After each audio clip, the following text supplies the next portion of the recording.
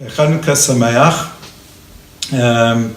This week's Parsha of Parshat Miketz, we read about the dramatic turnabout in Yosef's life.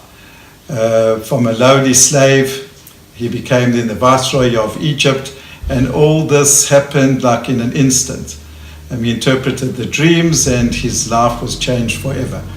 But of course the Mefarshim ask about Yosef that after the interpretation of the dream, so what Yosef did was that he continued to give an eitzah, to give some sort of advice, what should be done.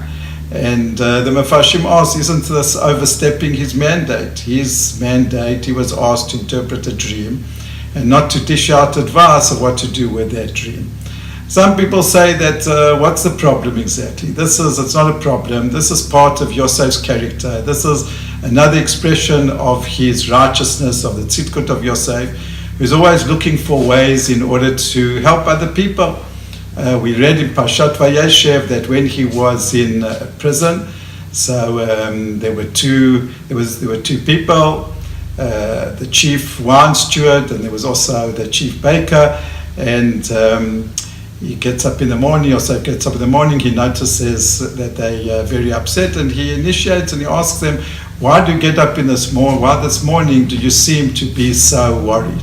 So we see this is part of Yosef's character, that he wants to initiate and to bring solve and to bring solutions to people's problems. But some people say that what Yosef was doing was that he was dispelling some sort of misconception, that he was refuting mistaken ideology, some mistaken notion, and I want to explain it like this.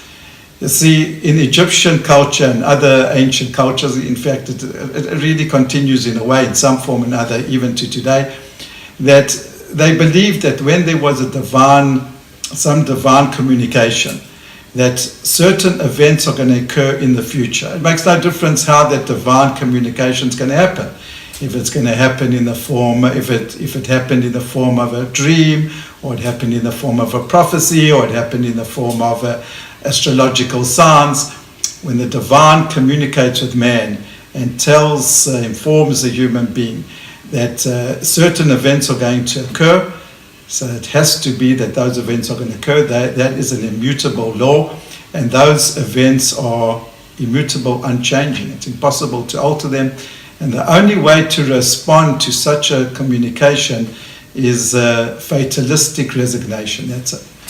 And Yosef, what he did was that he introduced this revolutionary paradox. Yosef said to the Pharaoh that the reason that Hashem is now sharing this dream with you is because he paradoxically wants you now to act, to use your free will, to alter the events that he's now telling you are going to happen. You don't have to resign yourself to the fact that there's going to be a famine. There is a way to intervene, there is a way of human intervention to take away the sting of the event that's going to happen. This is the great, great message of Yosef. Yosef's telling us that when Hashem communicates with us, when there's a prophecy, the paradox is that Hashem wants us to act and to change the events that potentially could happen. If I could just have your attention for one more moment, it's reminiscent of what the Drashot Haran says. The Drashot Haran says that a prophet is not a person who predicts the future. It's not a person who foretells what's going to happen. It's true, that's what he does, but that's not his essence. The Drashot Haran explains that the word Navi is related to the word Niv Sfatayim, which means a movement of the lips. The paradox of Nevuah is that the Navi is communicating what Hashem potentially can bring upon a person if he doesn't change. And if I could just add on, that is exactly what we daven about on Rosh Hashanah. On Rosh Hashanah we say Utshuva, Utfilah, Utzdaka, Ma'avirim et Roa Hagzera. It doesn't say that Tshuva and Tfilah, that it completely negates the Gzera. It says it negates Roa Gzera. Roa Gzera means the bad within the Gzera, within the edict. And that's what Yosef was giving advice. There is going to be a famine, and that can't be changed. But you don't have to resign yourself. You can take the Ruah Zerah and make the famine, a period of a famine, something in which we can live and something in which we can do chesed to bring about sustenance to the Egyptians and to all the cultures, all the people who are around Egypt. Chanukah Sameach.